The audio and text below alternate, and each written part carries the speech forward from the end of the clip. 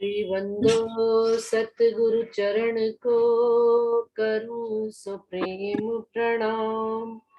अशुभ हरण मंगल करन, धनी श्री देव चंद्र जी नाम। श्री प्राणनाथ निज मूलपति, श्री महराज सुनाम। तेज कुंवर श्यामा युगल, जिक पल पल करूं प्रणाम। पिया जिक पल पल करूं प्रणाम। प्रथम लागू दो चरण को, धनिये न छुड़ायो खिन्न। लाख कली लालेड़ियां, मेरे जीव के ही जीवन, मेरे जीव के ही जीवन। प्रणाम जी सुंदर साथ जी, सब सुंदर साथ जी को प्रणाम। सुंदर साथ जी, मैं खुद ही काले का इलाज प्रकरण 2 खिलवत पढ़ रहे थे। चौपाई हमने पढ़ ली थी 22, जिसमें इंद्रावती जी बता रहे हैं कि मैं खुद ही, पहले तो वो ये बता रहे हैं मैं खुद ही है क्या चीज, और वो कैसे बीच में दखल करती है राज्य की बात में। तो वो हमने पिछली बार समझा था कि उपजे उपजावे सब हक, हक देवे दिलावे। मैं जो करत गुनहगारी, सो बीच काहे को आवे। कि कोई भी बात उपजती है या राज्य करने के लिए उपजाते हैं, तो वो धनी सब काहे के लिए, कि हक देने के वास्ते और दिलवाने के वास्ते उपजाते भी हैं और देते भी हैं। लेकिन इसके बीच में फिर भी एक अपनी जीव की जो मैं खुद ही है, वो कैसे आ जाती है सुंदर साथ जी। कि वो जैसे राजी ने हमारे दिल में पिछली बार ये प्रसंग चला था कि धनी ने हमारे दिल में कोई बात उपजाई अपनी सेवा करने के लिए, घर में सत्संग करने के लिए, और यदि हो गई और बड़ा अच्छा प्रोग्राम हो गया, तो हमने क्या कह दिया, देखा मैंने करवाया, मेरे दिल में आई बात। लेकिन उस समय ये जो मैं है ना, वो मेरी मैं है। होना क्या चाहिए, अच्छा धनी आपने उपजाया था, आपने ही इसको फलीभूत किया, आपकी ही मर्जी से सब काम हुआ। लेकिन उसमें जो ये मेरी मैं आ जाती है ना, मैंने किया, देखा इतना अच्छा काम हो गया।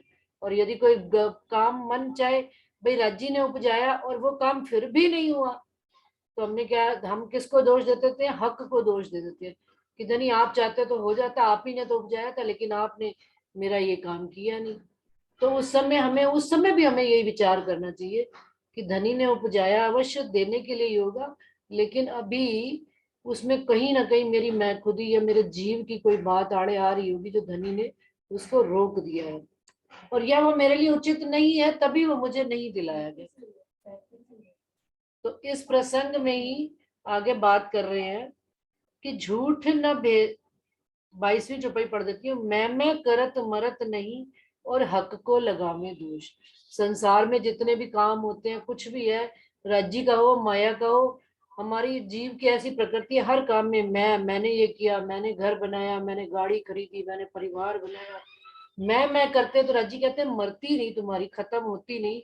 और दोष किसको, और जरा सा काम तुम्हारे विपरीत इच्छा के हो जाता है, तो क्या कह देते हैं, हक को लगावे दोष। राज्य को दोष लगा देते हैं, राज्य आपने क्यों नहीं ये काम किया मेरा, और राज्य से भी इस बात के लिए झगड़ा करते हैं। तो अब मेहर हक ऐसी करे, जो इन मैं थे हो बेहोश।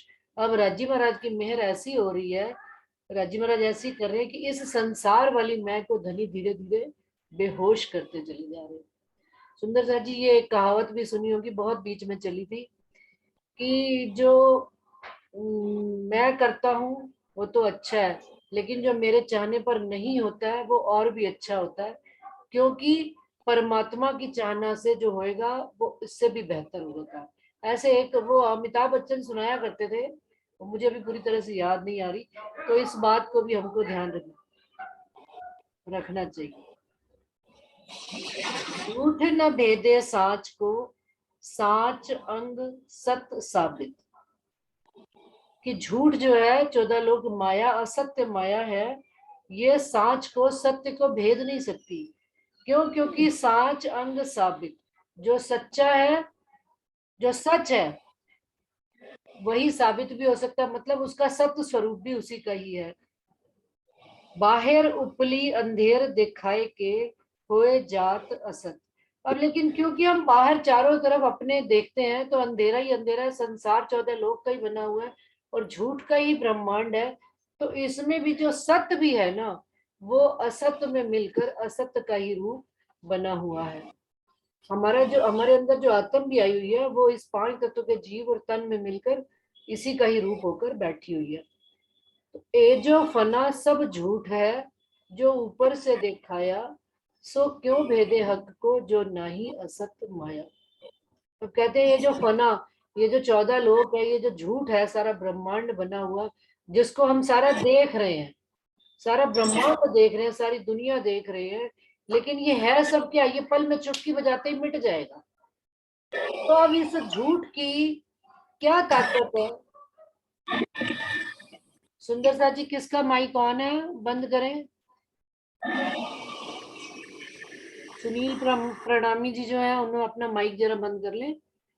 तो वो कहते हैं कि वो जो झूठ है वो इस सत्य को कैसे भेद सकता है। इस झूठ की तो मतलब ताकत ही नहीं है कि इस सत्य को भेद दे। लेकिन हुआ क्या, पड़ा उल्टी लीला हुई पड़ी है कि जैसे प्रकाश हिंदुस्तानी में भी आता है, चींटी हाथी को निगल गई।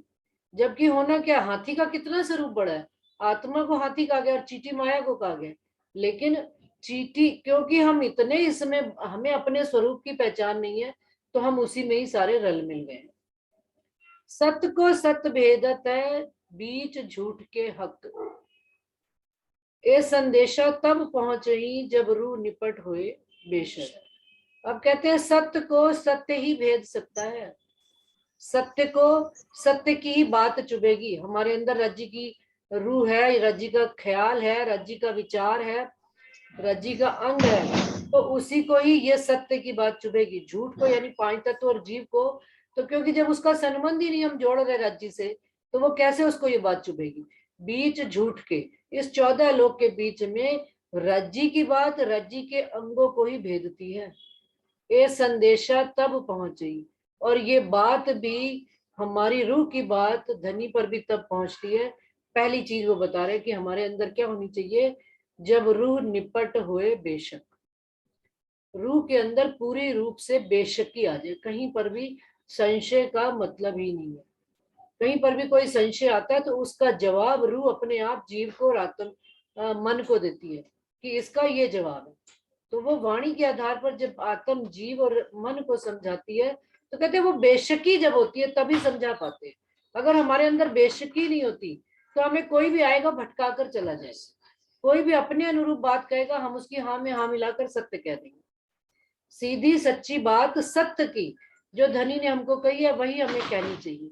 उसमें हमें कोई भी लाग लपेट करके या थोड़ी सी उसको मॉडर्नाइज करके भी नहीं बात करनी चाहिए, सीधी सीधी बात ही कह देनी चाहिए।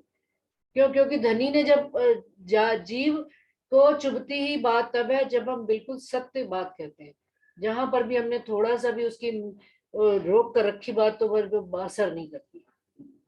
ये साच संदेशा हक को तोलो ना पहुंचत। और हमने बात कहाँ पहुंचानी है सुंदर साथ जी, ये तो मैं कह रही हूँ हमारे अंदर सत्य की, लेकिन यहाँ रूह की बात धनी तक पहुंचानी है, सत्य की बात सत्य को पहुंचानी है, रूह की चाहत धनी तक पहुंचानी है। हमारी कौन सी बातें राज्य तक नहीं पहुंचती, जो हम जीव और शरीर की बातें राज्य से मांगने बैठ जाते हैं। जीव ने मांग लिया, शरीर ने मांग लिया, संसार की वस्तु मांग ली, वो तो धनी देने आए ही नहीं बैठे।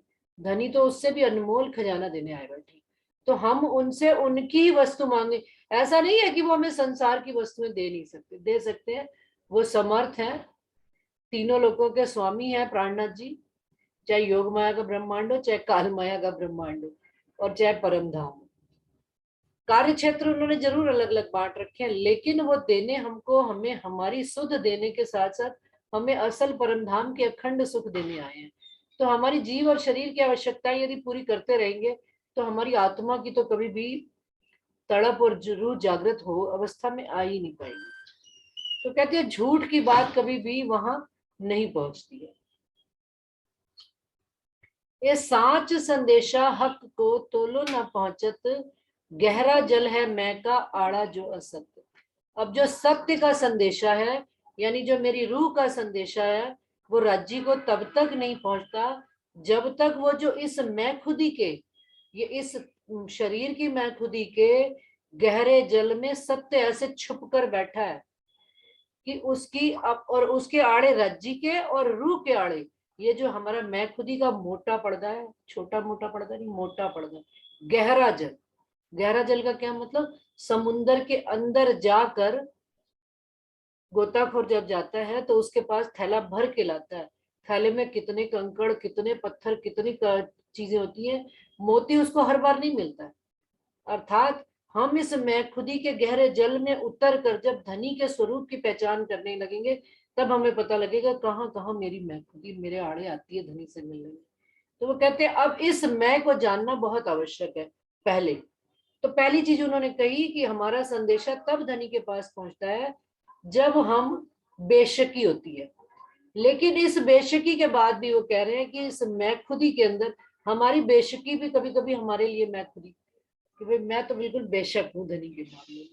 तो वो कह रहे हैं इसमें भी कहीं मैं खुदी में हम फंस ना जाए। ये मैं खुदी आड़ा जो असत्य धनी और राज्य के रूह के बीच में जो आड़ा आ जाता है, इसको भी हमें देखना है और समझना है।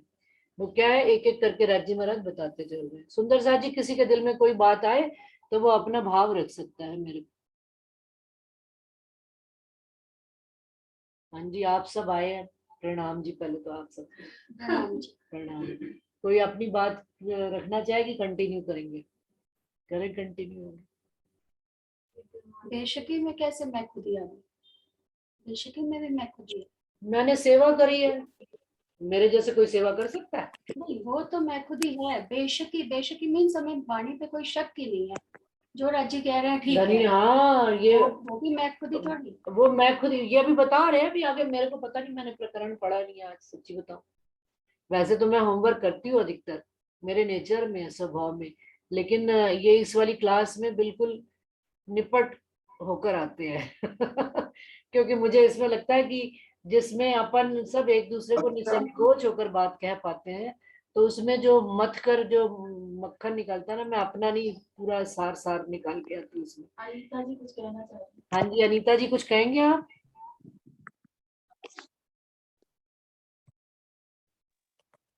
नहीं दीदी प्रणाम। तो अपन एकदम से होते हैं ना कि आवाज नहीं जाएगी, उधर बैठो देखो। नहीं, सुंदर साथ सुनना चाहते हैं। देखो ये आओ, आप भी दोनों ऊपर आओ, तीनों आओ ऊपर आ जाओ। नहीं, शक्ल भी आए तो क्या दिक्कत है? क्या दिक्कत है? हाँ जी, कोई बेशक तो आ जाओ अपन मनीषा। इलम से हुए ना, बेशकी से ईमान पक्का हुआ है, पर मैं फिर भी नहीं गई, अपने को राज्य से अलग ही देख रहे हैं, तो मैं कैसे खत्म हो जाएगी? और जितना इलम आता है उतना अहंकार भी आता है। इलम का अहंकार सबसे बड़ा होता है। जब तक प्रेम नहीं आएगा ना, तो मैं खुद ही, प्रेम के बाद भी खत्म नहीं होती, इश्क के बाद खत्म तो राज्य की मैं रहे कि वो बेशक करने से पहले निकाल रहे हैं मैं खुदी, या बाद में निकाल रहे हैं मैं खुदी? तो राज्य के निकालने से ही मुझे लगता नहीं। हाँ, अपने हाथ में नहीं है, क्योंकि एक को पकड़ेंगे तो दूसरी में आएगी, दूसरी को पकड़ेंगे तीसरी। जब तक हम राज्य से अलग अपने आप को खड़ा करेंगे ना, तब तक मैं खत्म नहीं होगी, चाहे वो अहंकार की होगी चाहे कुछ। इसको राज्य ही खत्म कर सकता है, मुझे ऐसा लगता है। राज्य ही कर, क्योंकि ये संसार ही है, मैं का माया का संसार ही है। मैं मतलब माया। आओ जी मनीषा जी, आ जाओ, आप भी कोई विचार रखो। अभी नहीं? इधर चेयर पर बैठ जाओ। चलो ठीक है, मैं आगे पढ़ती हूँ। हाँ जी, अनीता जी आप कुछ कह रहे थे? अनीता जी, अनीता सहगल। नहीं दीदी बस प्रणाम कर रही थी। प्रणाम जी। प्रणाम जी, प्रणाम। मैं आगे पढ़ती हूँ फिर, है ना। सो मैं झूठी दिल पर जब लग करे कुफर, सत संदेशा तौहीद को तोलो पहुंचे क्यों कर। ये बात सुंदर साथ जी मेरे ख्याल से स्पष्ट हो गई। अभी राखी ने जो बात कही कि बेशक होने के बाद भी रूह, जब ईमान आ गया, लेकिन रूह राज्य से स्वयं को जुदा मानकर बात कर रही है, और अभी भी मैं दिल पर झूठी लगी हुई है संसार की, यानी कुफर संसार का लगा ही हुआ है। तो तब तक संदेशा तौहीद को, तौहीद मतलब रज्जी महाराज को सत्य का संदेशा कैसे पहुंच सकता है? तो लो पहुंचे क्यों कर, ए मैं क्यों है मरत नहीं, और कहावत है मुर्दा, आड़े नूर जमाल के यही है पर्दा। कहते हैं ये जो मैं है, अपनी मैं खुद ही है संसार की, जिस मैं से हम सबकी उत्पत्ति हुई है, ये क्यों नहीं मरती है? और वैसे हम कहते हैं कि ये जो 5 तत्व का शरीर है ये सब नाशवान है, मिट जाने वाला, मुर्दा ही कहला रहा है ना। ये मुर्दे के अंदर भी इतना अहंकार है कि मैं करत मरत नहीं। वो शायद कुरान का किस्सा पता होगा कि मोहम्मद साहब को अल्लाह ताला ने हुक्म किया कि तुम ना जो मैं करते हो ना, इसको मार के इसकी कुर्बानी कर देना, नहीं तुम्हें जो सबसे चीज प्रिय हो। हाँ सॉरी, सुंदर सा जी अब प्रसंग याद आ रहा है। वो टेकरी पर खड़े हो जाया करते थे, टेकरी मतलब पहाड़ी के ऊपर, तो उनको वहां से इल्हाम हुआ करता था। तो एक दिन मोहम्मद साहब को इल्हाम हुआ कि जो तुम्हें अपनी सबसे अधिक चीज प्रिय है ना, तुम उसका कुर्बानी कर देना। मोहम्मद साहब ने कहा ठीक है। मोहम्मद साहब ने उसी समय विचार किया, उन्होंने कहा मुझे अपना पुत्र सबसे ज्यादा प्रिय है। तो दिल में बड़ा दुख मनाकर रोष, मतलब दिल में दुख तो आता ही है, जिससे हमको प्रेम हो सबसे ज्यादा अधिक प्रेम, तो उसके लिए कुर्बानी देने का मतलब भाई मृत्यु देना उसको। तो घर आ गए, वो टेकरी से उतर आए और क्या आज तो मुझे कुर्बानी देनी ही पड़ेगी। उन्होंने घर आकर अपने पुत्र को बात बताई कि भाई मुझे आज ऐसा इल्हाम हुआ है कि भाई जो चीज तुम्हें सबसे अधिक प्रिय हो उसको तुम कुर्बानी देनी है तुमको, तो मुझे तो बेटा तुम सबसे प्रिय हो। तो उन्होंने, पुत्र ने उनके कहा कोई बात नहीं अब्बा, अब्बा हजूर आप मेरी कुर्बानी कर दो अगर आपको मैं ही प्रिय हूँ तो उसके बाद क्या हुआ कि पास में उनके घर में बकरियां, क्योंकि उस समय अरब का जमाना था, बकरियां और ये सब पाला ही करते थे और बकरियों को ही चराया करते थे मोहम्मद साहब। तो जैसे ही वो उनको मारने लगे अपने बेटे को, तो फिर इल्हाम हुआ नहीं मैंने इसके लिए नहीं कहा है तुमको। तो वो बकरी जो खड़ी थी पास में, तो उसने आवाज लगी मैं बकरी, क्योंकि मैं करती है। तो मोहम्मद साहब को एकदम से अल्लाह ताला के इल्हाम से जो आवाज आई, उससे उनको समझ में आया कि नहीं मुझे पुत्र को नहीं, मुझे मैं अपनी मैं खुदी को कुर्बानी देनी है। यही सबसे बड़ी है और हमें प्यारी भी यही है कि हम अपनी बात को साबित करने के लिए उसके लिए कितना झूठ सच एक कर देते हैं। तो उनको मोहम्मद साहब को ये बात समझ में आई, तो मोहम्मद साहब ने वो जो बकरा जो आज तक ये लोग काटते हैं ईद पर, वो बकरा उस मैं खुदी को ही कुर्बानी करने के एवज में जाहिरी कर्म करते हैं कि भाई मोहम्मद साहब ने उसी समय वो बकरी को लिया और उसका गला काट दिया। और जब गला काटा तो देखा उन्होंने, ये प्रसंग आता पूरा कुरान में सुंदर सा। मोहम्मद साहब ने बकरी को भी काटा था क्या? हाँ काटा ही होगा, क्योंकि उसमें ये भी बात आती है कि क्योंकि उनके साथ सारे जाहिरी किस्से कराए गए, बातूनी सारे प्राणनाथ जी ने खोले, उस बात का रहस्य यही तो राज था। प्रणाम जी। वो कटने के बाद भी मैं नहीं आई थी, वो इब्राहिम था। हाँ जी, मोहम्मद साहब ने नहीं किया था, उनको नहीं हुआ था, ये इब्राहिम था।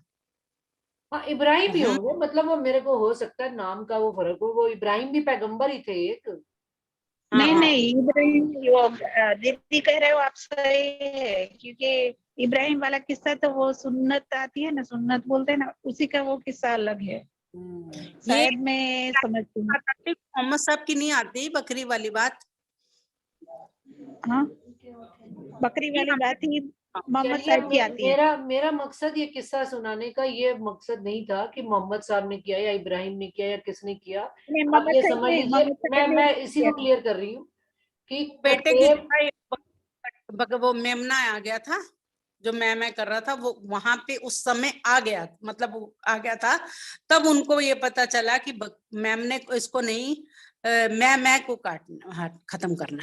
नहीं नीलम, इसमें आगे भी प्रसंग आता है, आपने पूरा प्रसंग सुना नहीं कि वो बकरे को जब काट देते हैं तो उसके बाद उस बकरे का एक एक टुकड़ा काटते चले जाते हैं।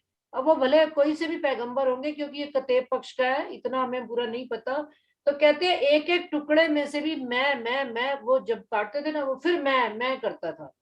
तो उसका प्रसंग मुझे पूरा तरह से याद भी नहीं है, मैं उसमें कोई वो नहीं कर रही हूँ कि भाई मेरी बात ही सही है, लेकिन प्रसंग को कहने का मकसद जो मेन बात है कि उन्होंने जब एक एक टुकड़े को भी काटते गए और उसमें मैं की आवाज आती गई, तो उन्होंने उस प्रसंग से आगे वर्णन किया कि कितना मरने के बाद भी उस 5 तत्व के शरीर में मैं खत्म नहीं हो रही है। तो ये फिर उन्होंने बाद में इसका वर्णन बातूनी अर्थ में ये किया कि मनुष्य के अंदर जो मैं खुद ही है, ये कितनी भारी है कि इसका खत्म होने में समय, मरने के बाद भी ये मैं ही करता रह जाता है। मैंने ये किया, मैंने वो किया, मेरा बस इतनी सी बात। आप जो प्रसंग सुना रहे हैं वो सही हो सकता है, मेरे को पता नहीं है, देखो सीधी सी बात है। नहीं इंदु दीदी आप जो बता रहे हैं वो सही है, मैंने मेरे जेठ जी से वही सुना है, जो आप कह रहे हो वही सुना है। हाँ नहीं, वो पैगंबर का नाम हो सकता है, वो दूसरा कोई पैगंबर हो, भाई इब्राहिम ना हो या कोई और तीसरे पैगंबर भी हो सकते हैं। अपने को कते पक्ष की 4 किताबें हैं, उनमें से सारा तो इतना नहीं पता, लेकिन ये प्रसंग मतलब मैंने सुना हुआ था। ठीक है ना नीलम? ये पर नाम वो पैगंबर मोहम्मद साहब नहीं थे, ये बस मैं यही कहना बताना चाह ठीक रही है, थी, बाकी हाँ जी हाँ जी, नहीं बिल्कुल हम एग्री कर रहे हैं इस बात से कि भाई, और कहावत है मुर्दा, मेन मैंने इस बात पर कि जो मुर्दा कहला रहा है वही मैं करके मरता नहीं है। आड़े नूर जमाल के राजी महाराज के और रूह के बीच में जो पर्दा है, वो मोटा पर्दा केवल मैं खुद ही गई, बाकी और कोई पर्दा नहीं। ए पट नीके पाइया जो मैं को उड़ावे कोए, ए दृढ़ हक्के कर दिया अब जुदा हक से होए। ए पट नीके पाइया। अब कहते हैं जब हमें ये बात ही समझ में आ गई कि मेरे और धनी के बीच में जो पर्दा है वो मैं खुद ही का है। अब उस जो मैं को उड़ावे कोई, अब इस मैं खुदी को जो उड़ा देता है, ये दृढ़ हक्के कर दिया, राजी महाराज ने ये बात दृढ़ करके समझा दी, अब जुदा हक से, वो हक से जुदा फिर हो नहीं सकता। जिसने उस मैं खुदी के पर्दे को अपने बीच में, धनी के और अपने बीच में से जुदा कर दिया, तो वो धनी के समक्ष खड़ा हो जाता है, हजूर धनी के खड़ा हो जाता है। और जब तक वो पर्दा रहेगा, वो जुदा हक से होए, वो धनी से जुदा ही रहेगा। मारा कया काढ़ा कया और कया हो जुदा, यही मैं खुदी टले तब बाकी रहा खुदा। अब कहते हैं इस मैं खुदी को मारना है, फिर काढ़ना है, पहले तो मार देना है, फिर काढ़ना है, और फिर उसको जुदा करके रख देना, अपने से जुदा करके रख देना। और हर बात में यही मैं खुदी टले तब बाकी रहा खुदा। फिर बाद में केवल केवल और धनी ही रह जाते हैं, फिर मैं खुदी का कोई सवाल नहीं रह जाता। बीतक साहब के कितने भी प्रसंग, इंद्रावती जी के ही ले ले में, उन्होंने पहले कहा कि मैं तो आपकी सेवा पूजा, मैं तो आपका भंडारा करना चाहती थी, तो उसमें भी उनकी मैं थी। और जब उन्होंने कहा कि मैं भाई, जब हवसा की जेल में आकर उन्होंने विरह किया कि भाई धनी मैं तो आपका भंडारा करना चाहती थी, आपने मेरे से क्यों किया, तब भी। और अंत में कैसा किया उनके साथ धनी ने कि उन्होंने अपनी नब्ज दबाकर जीव को भी अपने शरीर से अलग करने की जब ठान ली, तब धनी आके सामने खड़े हो गए। तो कहते हैं ये आ रहा है आगे प्रसंग, हाँ इसमें सारा आ रहा है।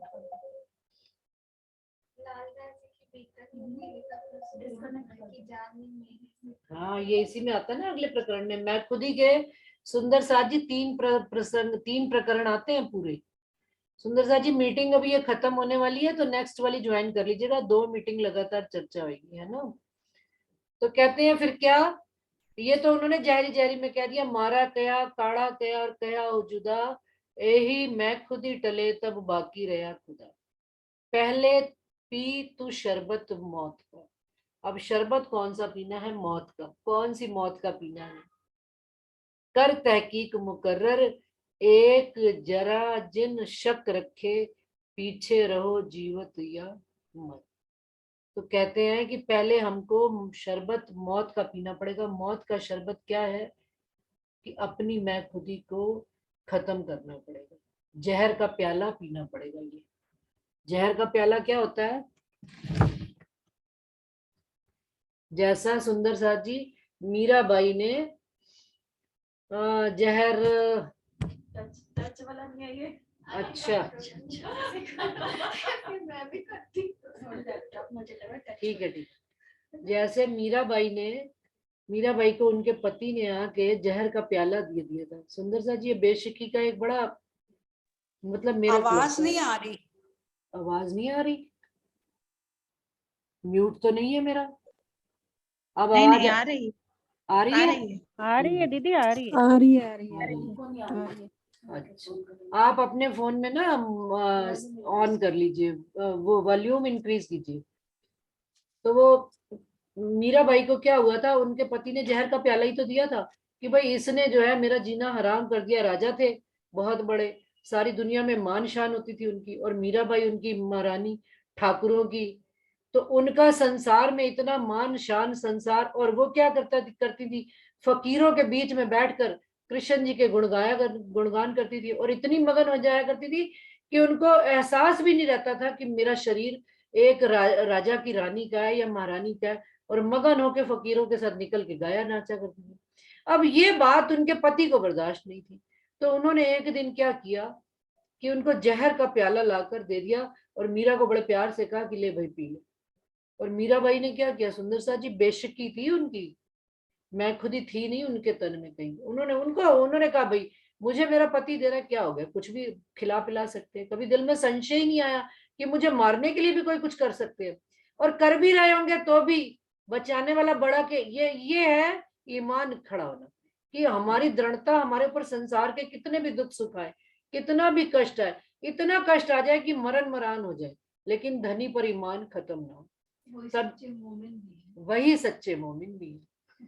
तो फिर उन्होंने, अब मीराबाई ने क्या किया उसी समय, उन्होंने तो पी लिया चाहे, उनको पता ही नहीं, क्योंकि मस्ती कितनी है, मगन कितने, कहाँ पर है मगन, धनी के प्रेम में मगन है वो। ये विषय नहीं है कि वो विष्णु के प्रेम में मगन है या कृष्ण के, प्रश्न यहाँ पर ये कि वो मगन है उस प्रेम में।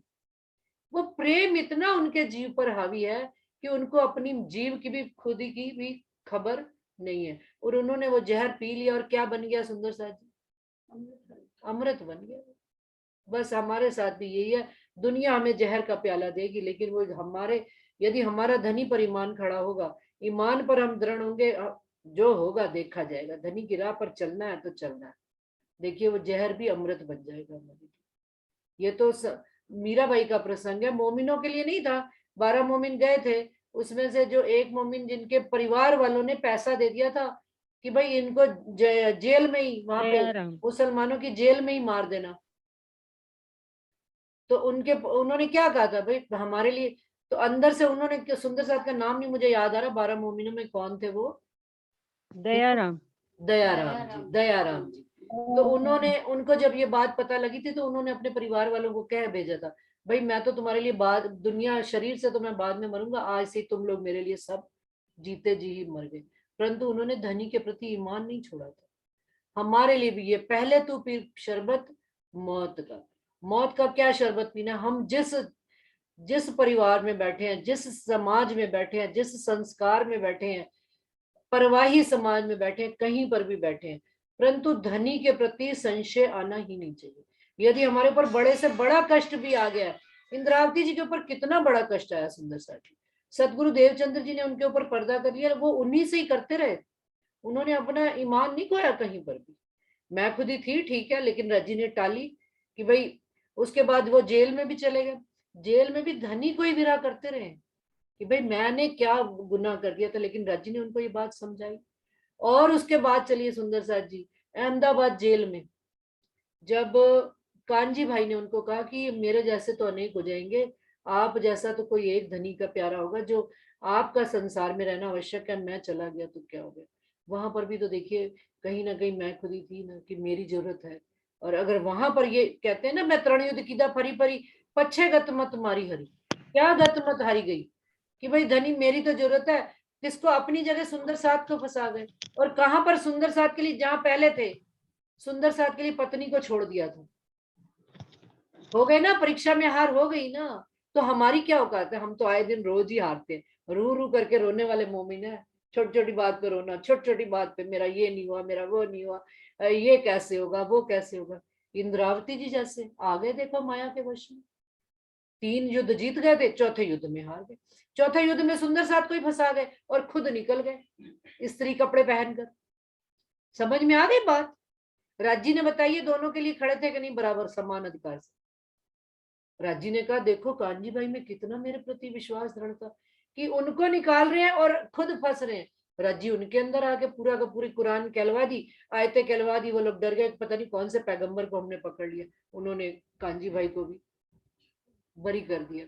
तो सुंदर साथ जी ये ईमान का बल है। और ये पहले पी तू शरबत मौत का, ये शरबत मौत का पीना। हमें दुनिया कितनी भी जहर पिलाए उसको पीते चलिए। ये जहर हमारे लिए अमृत है। हमारी कोई निंदा करता है सहर्ष स्वीकार कीजिए, दिल खोल कर स्वीकार कीजिए। क्यों? क्योंकि वो दिल में चोट देगी। धनी अभी भी मेरे समझने में कहीं कमी है कि कोई बात रह गई है, और वो दर्द जो दिल में नया उपजा भाव पैदा करेगा उसका तो कोई रस ही कुछ और होता है। हम लेकिन क्या करते हैं, हम अपने से दूर, हम अपनी, ये भी मैं खुद ही है सुंदर सर, कि अपनी बात को ही कहना दूसरे की ना सुनना, ये भी मैं खुद ही है। इसलिए बार बार कहते हैं हम सुंदर साथ को, किसी के दिल में कोई सा भी प्रसंग, कोई सा भी विचार आता हो अपनी जरूर बताए। दोबारा से ये बात कह रही हूँ कि पहले पी तू शरबत मौत का, कर तहकीक मुकर्रर, एक जरा जिन शक रखे, पीछे रहो जीवत या मर। मर भी जाओ तब भी धनी का नाम ना छोड़ना। एक पिक्चर मैंने देखी थी, बहुत साल पुरानी है, शाहरुख खान की, और पता नहीं हीरोइन का नाम नहीं मुझे याद, पूजा भट्ट की। इतना हीरो को वो मारते हैं, इतना मारते हैं कि लास्ट में मार मार के उसको 10 मंजिल ऊपर से नीचे फेंक देते हैं, तो भी उसके मुंह से लड़की का नाम छूटता नहीं है। तो वो कहते हैं भाई ये कैसा आशिक है कि मर गया लेकिन उसका नाम नहीं छूट। तो हमारा ये स्थिति होनी चाहिए। ये पिक्चरों की तो बात छोड़िए, ये आप लैला मजनू की ले लीजिए, शीरी फरहाद का प्रसंग ले लीजिए। वही शीरी फरहाद थे, भरी बरसात में वो निकल जाती थी मटके पर बैठकर और पार कर जाया करती थी। प्रेम की शक्ति थी। तो धनी से इतना प्रेम कर लीजिए कि कोई भी बात आ रही है अपनी झोली फैला के रखिए, धनी हमें सब स्वीकार। दुख भी दोगे तो आप ही निकालोगे, सुख भी दोगे तो आप ही दोगे। ये बात हमारे आचरण में आ जाए, कहने भर में नहीं, आचरण में आनी चाहिए। तो ये पीना है शरबत मौत का, कि दुख में भी हम मुस्कुराते हो रहे, कोई बात नहीं धनी आ गया दुख तो कोई नहीं, फिर आप ही निकालोगे इस दुख से भी। और सुख आ जाए तो भी उसमें सहज रहे, उसमें भी कोई बड़ी ज्यादा खुश होने की बात नहीं है कि आज हम धन से धनवान हो गए, कल पता नहीं लगता धनी ने कैसे धन भी निकाल के ले जाना बाहर से, अंदर से बाहर। तो दोनों स्थितियों में कहते हैं कि हमको क्या रहना चाहिए, जीवित, शक नहीं होना चाहिए। एक जरा जिन शक रखे, पीछे रहो जीवित या मर, जीते रहो या मर भी जाओ, धनी के प्रति ईमान में कहीं कमी नहीं आएगी। हाँ जी, आप लोग कोई बात इस विषय में? पहले पीतू शब्द, मैं तो है ना जागली की ब्रह्मांड में हाँ हाँ ये सोचती हूँ पीतू शरबत मौत। आगे आओ, आवाज नहीं आएगी आपकी। अरे मैं समझ गई हूँ कोई कि है ना, मैं तो अपने ऊपर मतलब ये लेती हूँ, मेरा भाव ये रहता है कि जीते जीते जो हमारी इच्छाएं होती है ना, वो हम माने तब ही मौत का शरबत पीना है।